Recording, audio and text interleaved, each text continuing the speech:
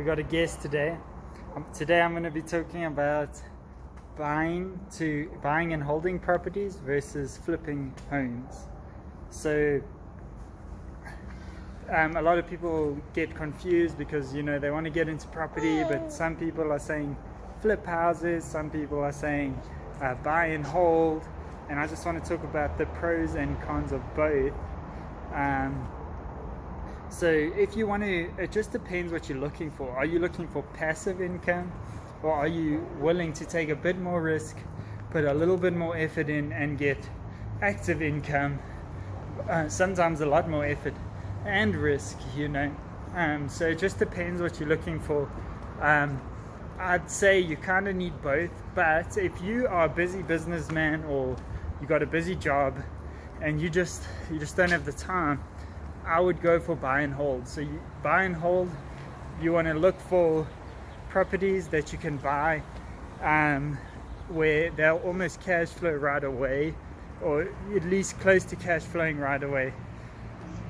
What cash flowing means is after the levies and the rates and all the costs involved with the property, the rental income still covers your bond, and you get to put some money in your pocket at the end of each month, and then eventually when you pay off the property, then you'll have passive income, which is almost no effort except for if the tenant asks for this or that. Active income will be with flipping.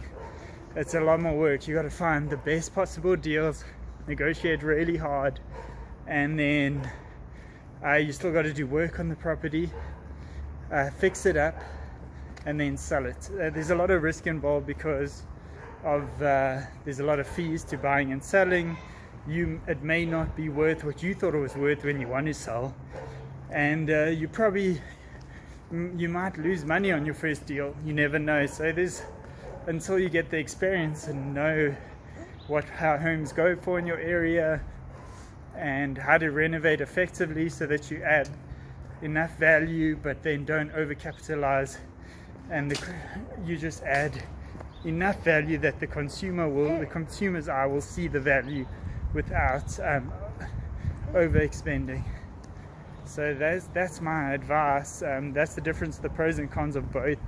If you're new to real estate, I highly recommend going the more passive route, buying and holding, because you kind of know what you're in for off the jump, and it's very hard to mess it up or get too many surprises.